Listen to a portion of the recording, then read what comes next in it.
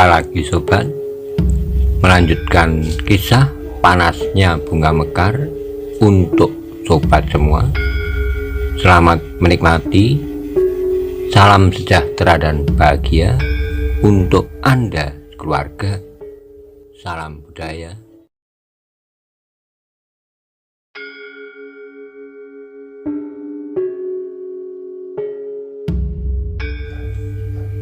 Pada episode sebelumnya dikisahkan, Guru Gemakwerdi menggantikan putrinya untuk melawan Maisa Bungalan, dan keduanya pun bertarung dengan sengitnya, masing-masing mengeluarkan puncak ilmu yang dimilikinya. Bagaimana kisah selanjutnya? Simak bersama-sama.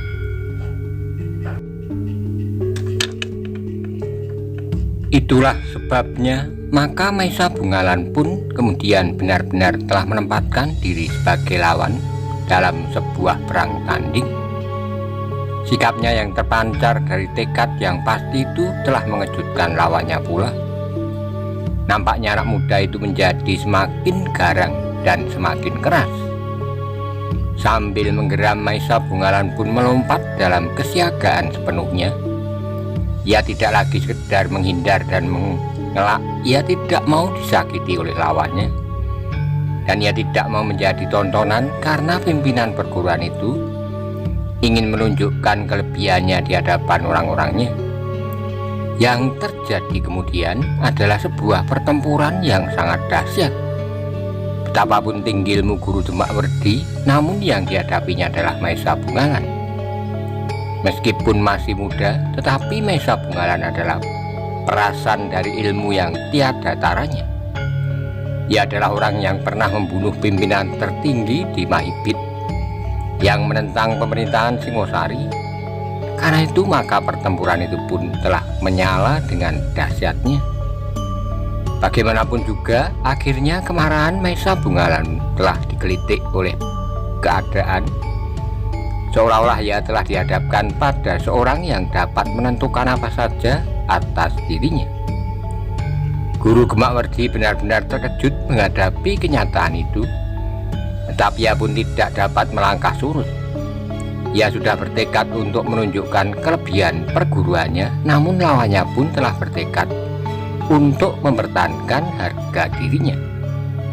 Pertempuran yang semula terjadi dalam batas yang sempit itu pun telah bergeser.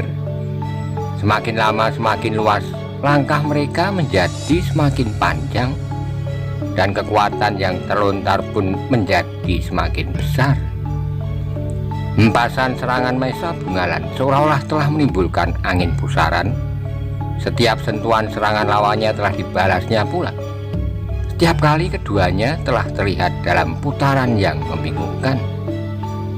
Namun ternyata bahwa maksud Guru Gemakwerdi untuk menunjukkan harga diri padepokannya itu semakin lama justru menjadi semakin kabur. Meskipun orang terpenting di padepokan itu telah turun ke arena, namun yang dihadapinya benar-benar seorang yang tiada taranya. Dalam beberapa benturan yang kemudian terjadi, maka keduanya mulai dapat mengerti kekuatan yang sebenarnya dari kedua belah pihak. Karena itulah maka Guru Gemakwerdi tidak akan dapat mengelakkan diri dari kenyataan bahwa anak muda itu adalah anak muda yang berkekuatan raksasa. Tetapi harga diri orang tua itu tidak mau menjadi semakin parah menghadapi Maisa Bungalan. Ia benar-benar telah mengerahkan puncak ilmunya dan bahkan kemudian segenap tenaga cadangan yang dapat dihimpunnya. Tenaga yang justru mempunyai kekuatan berlipat dari kekuatan wajarnya. Itulah sebabnya kemudian di arena itu bagaikan telah bertiup badai yang dahsyat mengguncang dedaunan dan dahan-dahan. Orang-orang yang semula berada di sekitar arena itu pun telah berpencaran. Mereka berloncatan menjauh ketika langkah-langkah kedua orang yang bertempur itu menjadi semakin panjang. Bahkan mereka kemudian tidak lagi menghiraukan tanaman di halaman. Pohon bunga soka dan cepok piring telah berserakan rata dengan tanah. Bahkan pohon kemuning di pinggir halaman itu pun telah rontok. Mungkin saja bunganya, tapi juga daunnya. Dahan-dahannya pun berpatahan tak berjatuhan di tanah. Benturan demi benturan tidak dapat dielakkan, serangan yang dahsyat saling berbenturan. Betapapun juga orang tua itu mengerahkan segenap kemampuannya, namun ia tidak dapat memaksa anak muda yang bernama Maesa Bungalan menjadi lumpuh. Bahkan anak muda itu pun semakin lama justru menjadi semakin garang. Maesa Bungalan yang berjuang bukan saja membebaskan diri dari serangan lawan, tapi juga bertahan untuk tidak hanyut oleh arus perasaannya. Lambat laun menjadi semakin panas pula darahnya.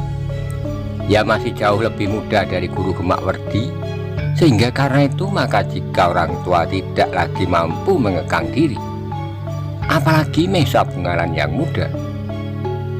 Ternyata bahwa Guru Gemak Werdi memang memiliki pengalaman yang luas dalam olah kanuragan sesuai dengan umurnya. Namun demikian, Maesa Bungalan yang muda agaknya tidak pula kalah dalam pengalaman.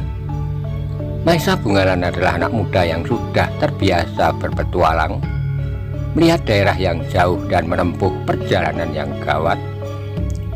Sudah banyak lawan yang dihadapinya, sehingga sudah banyak pula ilmu yang dikenalnya. Itulah sebabnya maka ketika ia tidak lagi dapat menguasai dirinya, maka ia pun telah melepaskan segenap tenaga cadangan yang ada padanya pula. Benturan ilmu tertinggi itu telah membuat padepokan kecil itu bagaikan berguncang.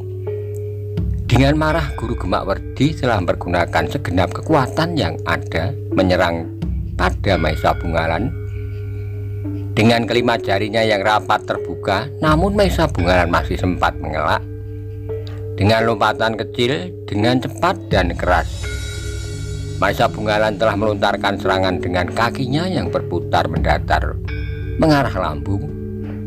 Tapi lawannya pun sempat meloncat surut dengan sekuat tenaga.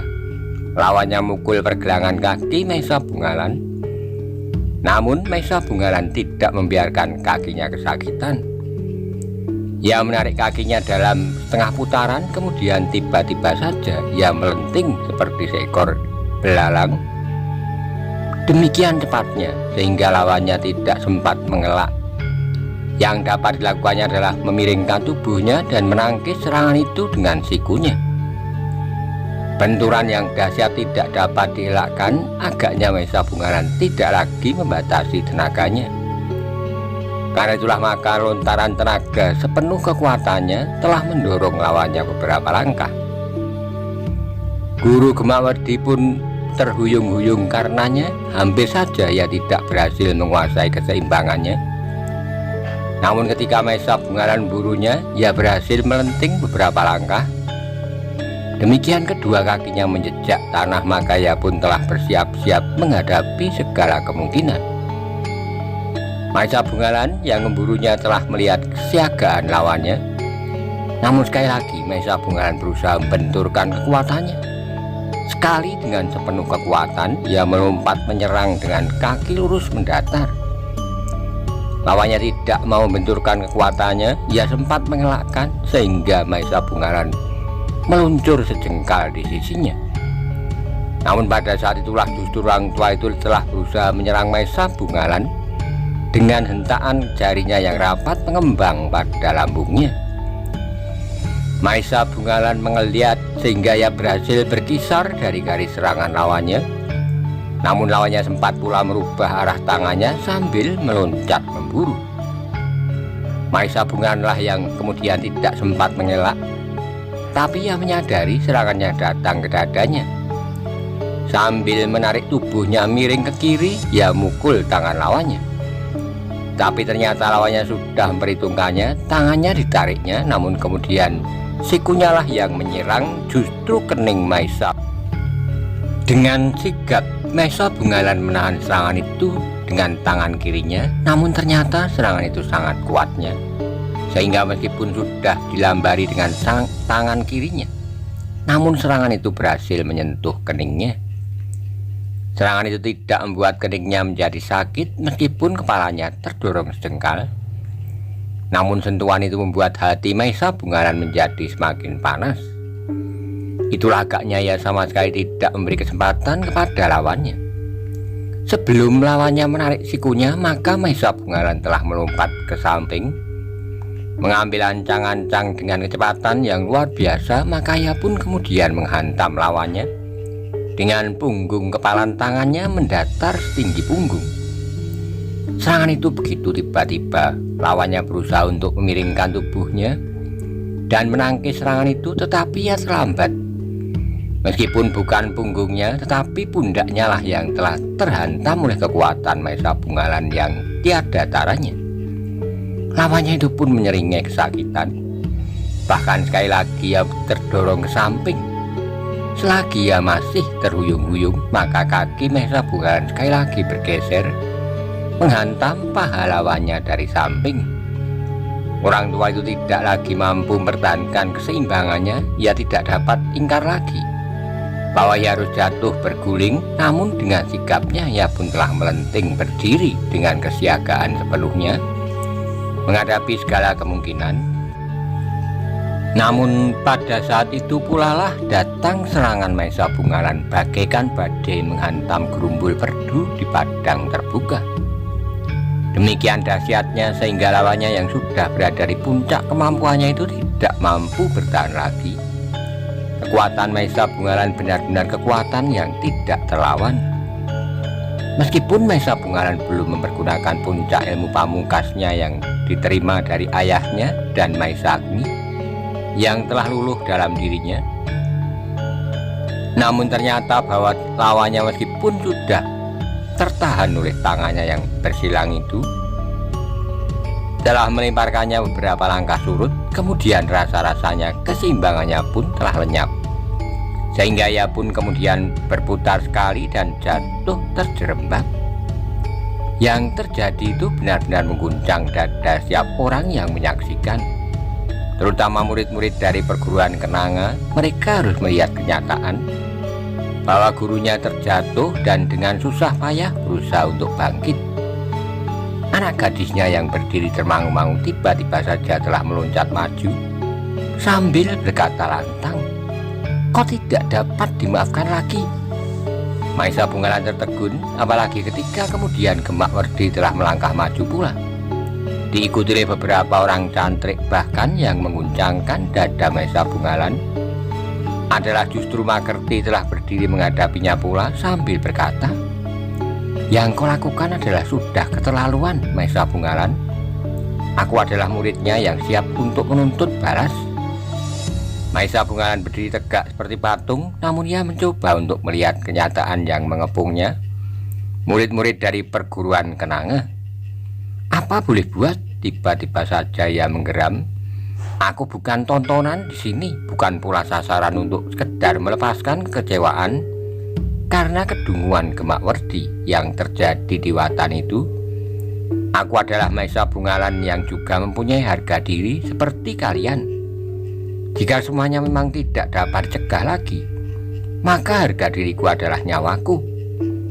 Kata-kata itu benar-benar telah mengguncangkan setiap dada, apalagi ketika nampak oleh Maisa. Mereka sorot mata Maisa Bungalan bagaikan memancarkan api, namun mereka pun berkata pula dalam hati masing-masing, "Harga diriku juga bernilai seperti nyawaku." Sejenak kemudian Maisa Bungalan telah berdiri di dalam sebuah lingkaran. Para murid dari Padepokan itu telah mengepung di 3 penjuru. Berdiri Gemak Werdi, Makerti, dan anak gadis pimpinan Padepokan Kenanga yang telah dijatuhkan oleh Maisa Bungalan. Dalam pada itu Maisa Bungalan pun telah mempersiapkan dirinya. Ia tidak lagi mempunyai bermacam-macam pertimbangan, bahkan ia pun tidak lagi berusaha mengekang diri seandainya sentuhan tangannya akan berakibat maut bagi siapapun juga. Setiap jantung pun terasa berdegup semakin cepat, ketegangan menjadi semakin memuncak pula. Namun pada saat Maisa Bungalan siap melompat menyerang setiap orang yang mengepungnya, tiba-tiba terdengar suara dalam nada yang dalam, "Tunggu, tunggulah." Semua orang tertegun. ketika mereka kemudian berpaling, dilihatnya Guru Gemakwerdi itu berdiri tertatih-tatih mendekati arena. Maisa Bungalan beringsut tapak yang menjadi curiga bahwa orang tua itu pun akan ikut beramai-ramai mengeroyoknya pula. Namun orang itu pun berkata, "Hentikan permusuhan ini." Semua orang menjadi termangu-mangu, sementara orang tua itu berkata, "Hentikan, kita sudah kehilangan pengamatan diri menghadapi anak muda itu. Ternyata bahwa kita tidak akan dapat mengingkari kenyataan bahwa perguruan kita yang kecil ini bukanlah apa-apa baginya." Para murid menjadi heran, sementara orang tua itu meneruskan, "Pada saat-saat terakhir dari permainan Angger Maisa Bungalan, terbukti betapa tinggi ilmu yang dimilikinya. Meskipun kita penghuni seluruh padepokan ini bersama-sama melawannya, termasuk aku sendiri, namun kita tidak akan dapat berbuat banyak. Aku yakin bahwa di atas kekuatannya yang baru saja kita saksikan, Angger Maisa Bungalan masih mampu melepaskan ilmu yang jauh lebih dahsyat lagi. Ilmu yang akan dapat membakar seluruh padepokan ini menjadi hangus." Murid-muridnya mendengar keterangan gurunya itu dengan bersungguh-sungguh. Mereka memang sudah melihat betapa anak muda itu berhasil merobohkan gurunya. Namun mereka tidak menyadari kekuatan apakah yang masih tersimpan pada anak muda itu, yang akan dapat dilontarkannya setiap saat jika keadaan memaksa. Kekuatan ilmu yang seolah-olah dapat meruntuhkan gunung. Selagi para muridnya masih dicekam oleh ketidakpastian, maka orang tua itu pun kemudian mendekati Maisa Bungalan sambil berkata, "Angger Maisa Bungalan, aku mohon maaf atas sambutanku yang kurang baik di padepokan ini. Tetapi ketahuilah bahwa ternyata kami telah menerima kunjungan seorang anak muda yang tidak ada duanya." Maisa Bungalan masih berdiri tegak bagaikan patung. Ia masih diliputi oleh kecurigaan menghadapi seluruh penghuni padepokan itu. Sementara itu orang tua itu meneruskan, "Semalam ketika aku menjajaki ketahanan ilmu Angger, ternyata aku sudah salah hitung. Aku kira Angger benar-benar tidak mampu mengatasi lontaran ilmuku. Tetapi agaknya karena kebodohanku sajalah, maka aku tidak mengerti apa yang sebenarnya terjadi." Maisa Bungalan masih tetap berdiam diri. Ia masih belum dapat melepaskan diri dari suasana yang baru saja mencekam padepokan itu. Apalagi Maisa Bungalan masih terlihat murid-murid padepokan itu masih tetap bersiaga, termasuk Makerti. Namun sekali lagi guru mereka itu berkata, "Kalian tidak perlu berbuat apa-apa lagi. Cepat tinggalkan tempat ini dan pergilah merebus air dan menanak nasi. Kalian dapat menangkap 2 ekor ayam yang paling gemuk untuk menjamu tamu kita." Para cantrik masih termangu-mangu, namun mereka pun kemudian bergeser seorang demi seorang, sehingga akhirnya yang tinggal hanyalah Gemakwerdi, Makerti, dan gadis yang masih tetap memandang Maisa Bungalan dengan curiga. "Kemarilah, duduklah di pendopo," ajak orang tua itu. Melihat sikapnya Maisa Bungalan lambat laun, ditumbuhi juga kepercayaan kepadanya bahwa ia tidak akan berbuat jahat, sehingga karena itu maka ia pun kemudian mengikutinya naik ke pendopo. Makerti yang mengikutinya di belakang berdesis di telinga Maisa Bungalan, "Aku mohon maaf, aku tidak dapat melihat guruku mengalami kesulitan." Maisa Bungalan tersenyum, katanya, "Aku mengerti, kau adalah murid yang baik." Sejenak kemudian mereka pun telah duduk di pendopo mengelilingi minuman hangat yang dihidangkan. Dengan nada datar orang tua itu pun kemudian berkata, "Angger Maisa Bungalan, ternyata kami salah menilai Angger. Meskipun aku sudah menduga bahwa Angger memang memiliki kemampuan, tetapi ternyata yang ada sangat jauh dari perhitunganku semula." Maisa Bungalan tidak menjawab. "Perkenankanlah kami memperkenalkan diri. Aku adalah seorang tua yang memimpin padepokan ini. Orang menyebutku Ki Kenongo, namun kadang-kadang juga disebut Ki Selo Brojo. Gadis itu adalah anakku yang disebut Amrik, yang juga kadang-kadang dipanggil Ken Padmi. Sedangkan 2 orang muridku yang lain tentu sudah kau kenal." Maisa Bungalan mengangguk hormat, katanya, Terima kasih Kiai, aku senang sekali dapat berkenalan dengan Kiai. Sekali lagi aku minta maaf atas penerimaan yang tidak ramah ini. Aku juga minta maaf Kiai, mungkin kedatanganku telah mengguncangkan ketenangan padepokan ini. Meskipun maksudku bukan demikian. Orang tua itu menarik napas dalam-dalam, kemudian katanya, aku mengerti, aku pun menyadari bahwa yang kau lakukan bukannya dengan sengaja menghina perguruan ini, tetapi rasa-rasanya adalah terlalu berat untuk menerima belas kasihan dari seseorang yang belum kami kenal. Aku melakukannya tanpa maksud buruk. Karena itulah maka yang ingin kami lakukan sebenarnya hanyalah sekedar menunjukkan harga diri. Namun agaknya perasaan ini tidak lagi dapat kami kuasai. Maisa Bungalan menarik napas dalam pengakuan yang jujur itu telah membuat penilaiannya atas orang-orang padepokan itu pun agak berubah. Karena itu Ngger, berkata Ki Kenongo yang juga sering disebut Sero Brojo, anggaplah yang terjadi itu betul-betul suatu kekilafan. Marilah kita lupakan Kiai, jika maksud kedatanganku kemari sudah dapat dimengerti. Aku sudah mengucapkan beribu terima kasih. Kami mengerti Ngger, bahkan lebih daripada itu. Ternyata meskipun usia Ngger masih jauh lebih muda dari umurku, namun Ngger adalah seorang yang telah dewasa lahir dan batin. Maisa Bungalan mengangkat wajahnya sejenak, namun diam sambil menundukkan kepalanya. Ia bergumam, jangan memuji Kiai, aku tidak lebih dari yang ada ini. Yang ada itulah yang luar biasa, sahut Ki Sero Brojo. Aku ingin mohon agar Ngger bersedia bermalam di sini untuk 1-2 malam. Maisa Bungalan termangu-mangu sejenak ketika ia berpaling kepada Makerti, maka sorot mata Makerti pun seolah-olah telah mempersilahkannya pula. Karena itu maka katanya, terima kasih Kiai, jika Kiai sudi menerima aku bermalam. Tentu Ngger, aku senang sekali menerima Ngger bermalam di sini. Maisa Bungalan mengangkat wajahnya pula sejenak, seolah-olah ia ingin tahu apakah orang tua itu berkata dengan jujur. Namun nampak pada sorot matanya, maka yang dikatakannya itu benar-benar terloncat dari hatinya. Nampaknya ia benar-benar menerima Maisa Bungalan bermalam dengan senang.